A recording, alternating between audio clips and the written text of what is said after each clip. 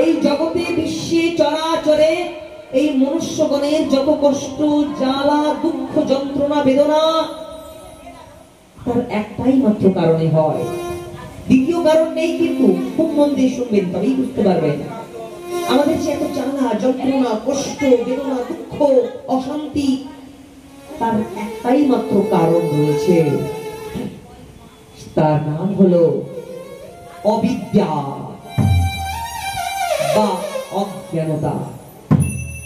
একমাত্র সেই পরাবিদ্যা কিংবা সেই প্রকৃত বেদান্তের জ্ঞানই আমাদের এই জগতের সুখ দিতে পারে। শাস্ত্রে বলছে যারা স্বর্গ প্রাপ্তি করতে চায়, যারা স্বর্গ সুখ লাভ করতে চায়, তাদের উদ্দেশ্যে শাস্ত্র বলছে, মন দিয়ে শুনবেন, স্বর্গীয় সুখ চান, স্বর্গ প্রাপ্তি করতে চান, তবে শুনুন বলছে ইয়স্য পুত্র বশীভূত ভার্য়া চন্দানুগামিনী বিভবে यस्य সন্তুষ্ট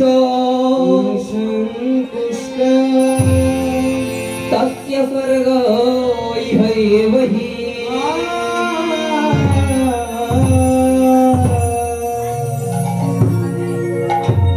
মন্দির শুনবেন, যারা এই পৃথিবীতে জীবদ্দশায় জীবিতকালীন অবস্থায় এই পৃথিবীতে আপনারা স্বর্গীয় সুখ ভোগ করতে চান, তাহলে তাদের উদ্দেশ্যে শাস্ত্র বলছে যস্য পুত্র বশীভূত ভার্য়া চন্দানুগামিনী বিভবে যস্য সন্তুষ্ট তস্য স্বর্গো ইহৈবহি।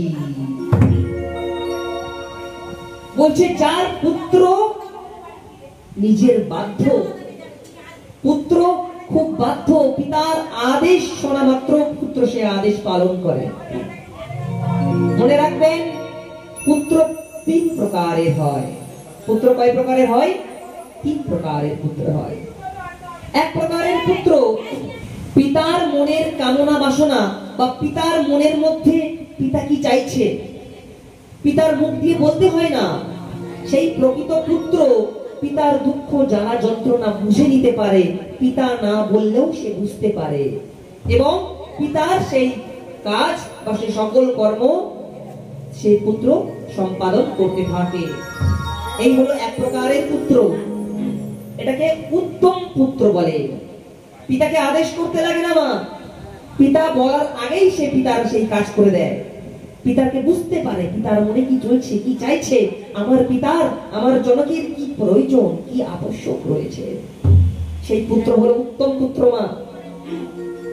আর মধ্যম পুত্রকে না পিতা আদেশ করলে, পিতা আদেশ করলো বাবা একটু বাজারে যাবি রে বাবা, এই যে বাবা গোপাল আমার এই কাজটা একটু করে দে না বাবা।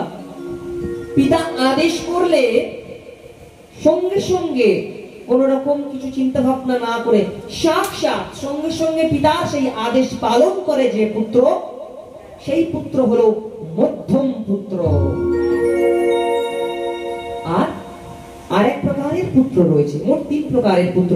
এক উত্তম পুত্র, পিতার বলতে লাগে না, না বলা কথা বুঝতে পারে, পিতার সমস্ত কাজ করে দেয়, উত্তম পুত্র।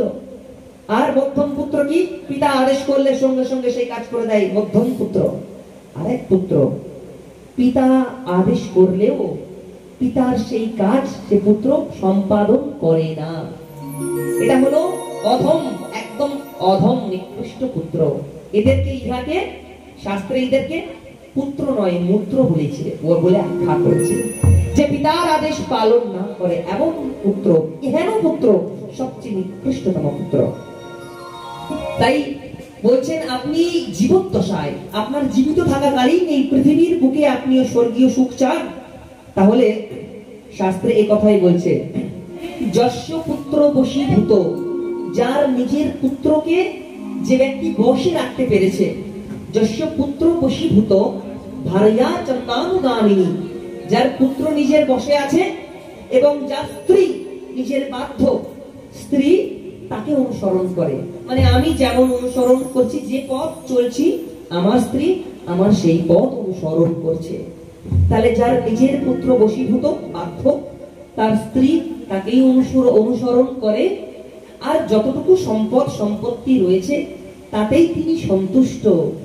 শাস্ত্রে বলছে তস্য স্বর্গ ইহৈবহি, তার তো এই জগতেই স্বর্গ হয়ে গেছে, এই পৃথিবীতে তার স্বর্গীয় সুখ লাভ হয়ে থাকে, তার আর বা কি চাওয়া পাওয়ার থাকতে পারে।